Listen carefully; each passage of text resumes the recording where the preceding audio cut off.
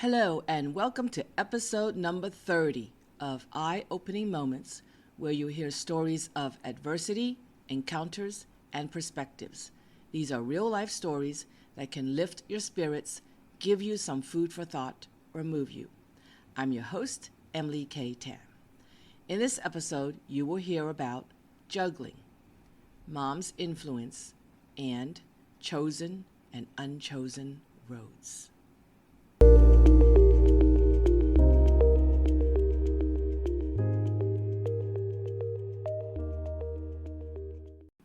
A moment of adversity called juggling. James, a special education teacher, took a skinny and scrawny kid named Tim and held him upside down like a broom. While laughing, James swung the hearing-handicapped Tim and used his hair to sweep the floor. James looked like he was having fun, but I was horrified. As the teacher assistant who was fresh out of college observing all this, I definitively decided that, then and there, that I would become a teacher to treat children better. I studied child psychology and wanted to make a difference for children, but I wasn't sure I wanted to be a teacher. After seeing Tim held upside down like a mop, it became clear that I wanted to be a teacher. I proceeded to apply and registered for the Teaching Credential Program to become a licensed teacher. I continued working as a teaching assistant while going to school at night. Though I had to go to school and work part-time on the weekdays, it was manageable. In one of my first classes, my professor stated that we could start teaching with an emergency credential right away if we were bilingual. He said that as long as we tested to be bilingual, there would be a position available as there was a great demand for bilingual teachers. I hurried to inquire for the details as I needed a full-time income to pay for tuition. Soon, I was busy working full-time and going to school full-time. Since I was a beginning teacher, I didn't realize how much work was involved. On the job, not only was everything new to me, but I had to learn as I went. When my students left for the day, I still had to clean up, plan lessons, organize and prepare material, and check student work. The workload seemed endless. Aside from attending classes at night, I also had homework assignments and papers to write. So I had homework in my full-time job as a teacher, and I had homework in my full-time job as a student. Determined to be a licensed teacher as soon as possible, I worked tirelessly and made sure I completed all my homework. With less sleep, I would finish all my tasks on time. It would not be until Saturday that I would realize how tired I was. On many Saturdays, I would sleep 12 or more hours straight and know that I was exhausted from the weekdays. I was doing homework or preparing other tasks or assignments ahead of time on most Sundays. There was always more work to do. I never knew that a teacher's work involved so much more than the time spent with students. As they say, you have to be one to know the reality. Upon reflection, I don't know how I juggled 2 full-time jobs with homework in both of them. Perhaps it was because I was young and full of energy, but it was probably also because I was determined. I felt I had no other choice. I couldn't just go to school and have no income. I had no one to support me, and I would never ask anyone to lend me money. How would I afford tuition? I had to work many hours. If only I didn't have to worry about money, it would have been easier. But I didn't have the luxury of only going to school. Despite the challenge, the situation compelled me to learn more life skills. As I juggled, I learned and got to practice time management. As I practiced, I learned to prioritize tasks, assess efficiency, and use time best without wasting it. Practicing and multitasking were valuable in the situation I was in and in being more productive in everything I did.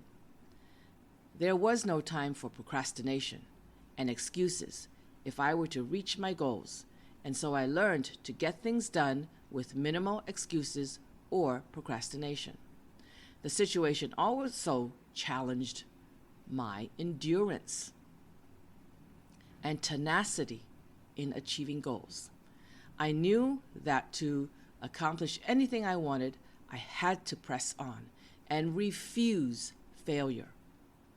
So, instead of complaining about my hard life or lack of money and support, I chose to do what was necessary. In the end, not only paid off, but it produced dividends in that the life skills acquired continue to help me with more accomplishments.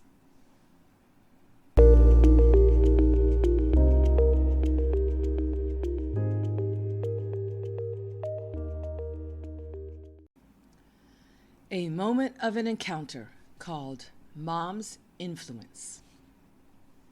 Like many moms, my mom had a significant impact on my life. I hate to admit it because many negative thoughts come to mind. Positive or negative, an impact is an impact. Though I spent at most the first 5 years of my life with her, her influence on my behavior, thoughts, and actions is plentiful. Since I was a child, I have wanted to become a teacher because I wanted to make a difference. I felt Mom didn't do a decent job as a mom, so I inherently wanted to do something to treat children better. I studied child psychology in college because I wanted to understand the impact of parents on their kids. I had a soft spot for kids because I had never forgotten that little kid that was me. I wanted love and acceptance, and I didn't get any. I wanted to give kids the love and voice I never got. Teaching seemed to be the right place to satisfy that need. I did grow up to be a teacher and loved it for many years. So, what began as a negative influence from Mom turned out to be a positive thing in that I loved my career and what I studied. Since Mom tossed me over to Grandma, who lived in another state when I was 5 years old, I was left feeling unloved and unwanted.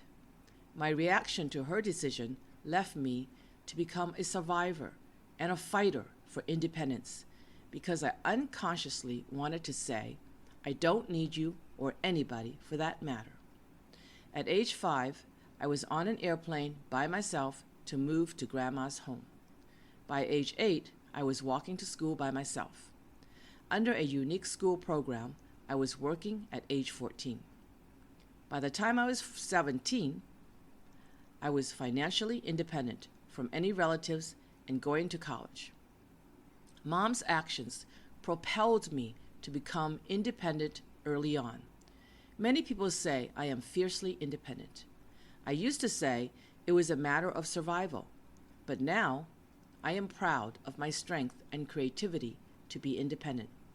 Again, what started as an adverse effect from Mom's actions turned positive as I developed essential life skills. Because Mom tossed me, I thought I didn't belong in her family. Because my uncles said I didn't belong, I thought I didn't belong in my grandparents' family either. Not seeming to belong anywhere, I made myself unique or different to say, if I don't belong anywhere, then I belong in a group of my own, and no one belongs in my group. Seeming to make myself different effortlessly, I became the special person I am. I wasn't like my siblings. I accomplished many things with my individual effort. I overcame many challenges with courage and strength like no one else. Many bosses, relatives, friends, and boyfriends would say that I was different from other people and that no one was like me. I still felt left out. But now I can say I am unique, and there is nothing wrong with that. Thanks to Mom and my uncles, I made myself belong in a separate group that I created for myself, and no one could compare. When Mom said she wanted someone in the family to have a master's degree, I kept it in mind. I became the first to get a master's degree in my family. The little girl in me wanted to please my mother. I don't know if I ever pleased her, but I got the degree and am proud of it. More than anything, I feel proud that I financed it on my own and completed it while working full-time as a teacher by day and going to school full-time as a student by night. Once more, Mom influenced me. As an adult, I got married and never had any children because I was afraid. I thought I'd lose my independence. I thought I was scared of the physical pain of childbirth, but I was gravely frightened of becoming a mom like my mom.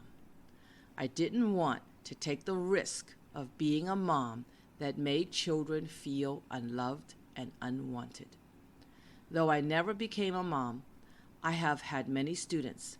I have had many chances to give children love and attention and give myself some satisfaction as a caregiver.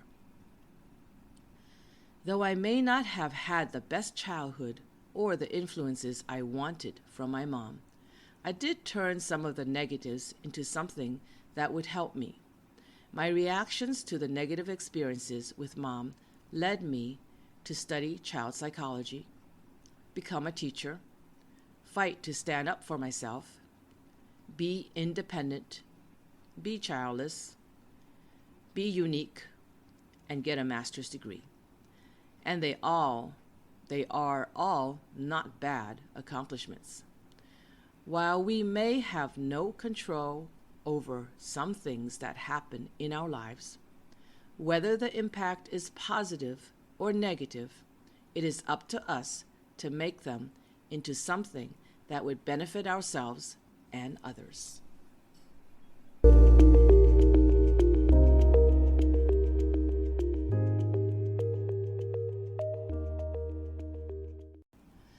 A moment of a perspective called Chosen and Unchosen Roads. At the age of 5, Mom sent me to live with my grandma. I moved from the deep south to the east coast. What if that didn't happen? This unchosen occurrence led me down an unforeseen path in life. If that didn't happen, I would have never had the opportunity to learn Chinese culture from a traditional grandmother. I would have never had the chance to go to Chinese school and learn the language early. How different my life would have been.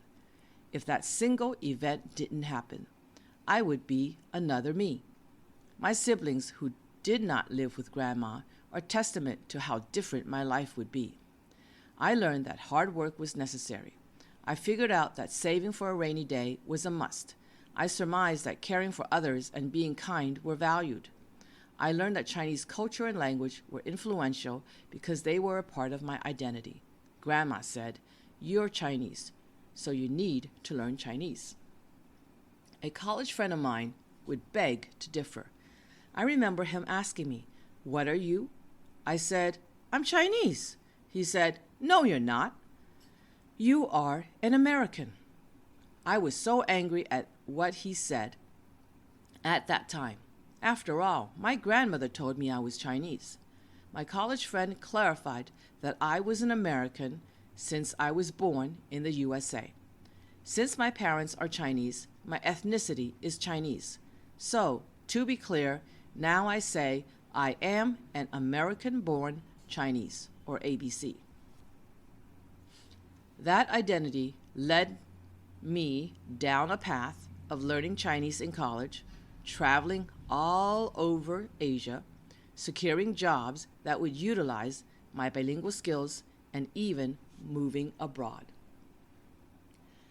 My siblings, who had a different upbringing, never experienced any part of my path. Aside from that, I grew up with poor immigrant grandparents who believed in the value of hard work to get ahead in life and never forget where they came from or who their ancestors were. My siblings grew up learning to assimilate into American life and forgetting where they or their ancestors came from. They also learned to become materialistic to show that they were an American success story. And if there were any problems, money would solve their problems.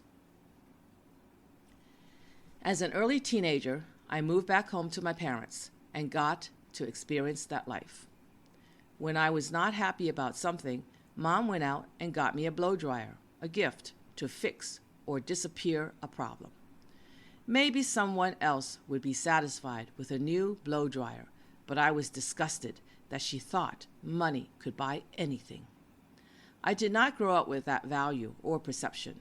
Growing up with Grandma gave me a different set of values, a different identity, and a different path in life. Though there were other challenges while growing up in Grandma's household, I am thankful for the treasures she instilled in me.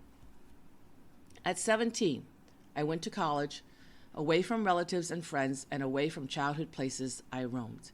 2 years later, I even moved to the West Coast. This path was a path I had chosen. What if I didn't choose that path? No doubt, my life would be so different. My junior high school friends all went to the same college together, even shared some same classes. They went to the same places and had the same circle of friends. I used to think how comfortable that would be. They wouldn't experience loneliness, awkwardness, scariness, or risk like me. They lived in a luxurious zone. They lived inside the box. Come to think of it, I am glad for the path I chose.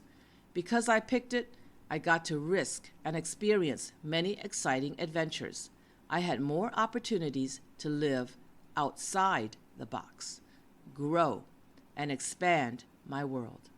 My friends were varied in age and ethnicity as I explored different places, moved from the East Coast to the West Coast, and did other things. Had I continued to stay in the same circle of friends, I probably wouldn't have done all the things I did because those friends would not do them with me and would even discourage me from taking chances. For sure, I would have missed out on a lot of exciting things in life. Although I have small moments where I wish I still had those friends, I would never trade them for all the different and incredible adventures I experienced without discouragement from doing things differently. This path I chose gave me the variety and adventure I craved in life. Divorce was a path I chose to take. It took enormous courage to do it, but I did it. With life, what life would look like after a divorce was unknown and scary to me. But if I didn't do it, it was clear to me what life would look like if I stayed in the marriage. If I didn't get a divorce, I'd end up having kids, feeling stuck in an emotionally abusive marriage, and staying together because of the kids. I would have forever be walking on eggshells and wonder what my life could have been. I would ask myself why I had to lead a life like everybody else. Grow up, get married, have kids, and become a grandmother. That picture of the future didn't look good. The concept of life after divorce was a huge question mark. Many would choose knowing and familiarity, whether good or bad, rather than not knowing and unfamiliarity because it was too scary.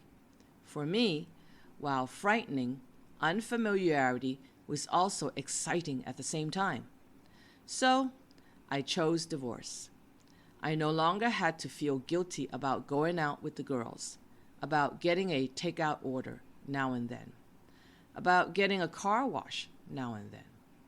I was free to do whatever I wanted and whenever I wanted. Freedom is so joyous, so precious.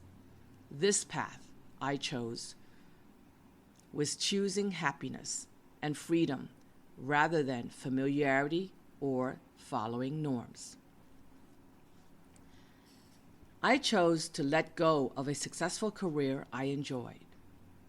I had a very secure and comfortable job that I thoroughly enjoyed for 18 years. So why consider letting go of it? It's called being exposed to more things in life and knowing that while you had a great life, there were also more things to see, more things to do, more things to experience in this life. And being a Sagittarian, I didn't want to miss out on it. So I quit a career I loved and went into business full time. Yes, it was an enormous risk, but I took it anyway. I went into business with the dream of making millions. But I never did. Do I regret it? No. It was one of the most extraordinary life education I had in my life. I dared and learned to do many things outside my comfort zone. I did many things outside my box. I stretched muscles I didn't know I had. I learned the power of me. But of course, I also learned technical knowledge, communication, and how to better relate with others. Introverted me learned to experience the extroverted part of me. Quiet me grew to be outspoken. Reserved me learned to be open and unabashed. The more risks I took, the more I gained, and the more I felt I was living life fully. As an old friend of nearly 30 years said to me, though she loved me for me, she enjoyed watching my metamorphosis. I too was happy to come out of my shell. What I got out of the 5-year experience, money could never give me. It was priceless. Though this road had its challenges, I went through them and came out confident that I could handle any other challenges ahead.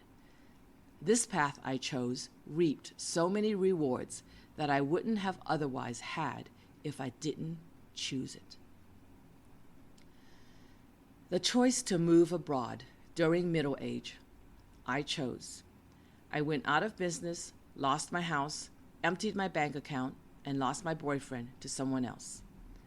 Being at a crossroads in life, I faced another challenging decision because it was facing the unknown, which could be scary and risky.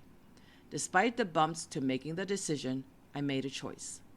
Everything I imagined that could happen did not happen. I never imagined life could be so perfect, happy, and carefree. At least it was like that for the first 4 years when I moved abroad and lived in paradise. I had no bills to pay. I deducted the few expenses from my paycheck or bank account. I traveled out of the country up to 6 times a year, and I could afford it. I quickly found friends to chat and socialize with at a moment's notice. I enjoyed my job. I didn't have to worry about safety because I lived on a very safe island. I met many nice and friendly people on the island too. I worked hard and played hard. Life was good. That decision, that path I chose, turned out to be well worth it. It was one of the happiest times of my life. Risk is taking a chance. It could turn out great, or it could turn out bad. If you let fear stop you from taking a risk, you end up losing the chance to experience something turning out great. On the other hand, even if something turns out bad, you can learn and grow from it and choose your next path. Whatever the risks you take, the directions you choose to take, or the courses you didn't decide to take, remember that life is about living it. And living life without the kind of regret where you wish you did something but didn't do it is living a thrilling and fulfilling life.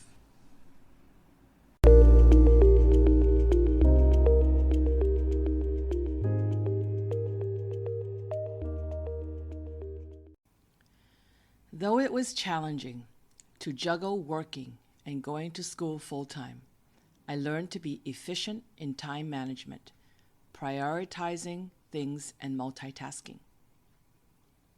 Though Mom's influence was negative for the most part, it also produced many positive results because of it. Though we have chosen and unchosen roads in life, they all produce benefits. Further, taking risks in the chosen ones bring discoveries, growth, and incredible adventures. Next week, you will hear 3 new real-life stories called Hitchhiking, In the Police Car, and Most Important Thing for a Child to Learn. If you enjoyed this episode of Eye-Opening Moments, please leave a comment, share it on your social media, subscribe, or click like on YouTube, or go to inspiremereads.com. Thank you for listening.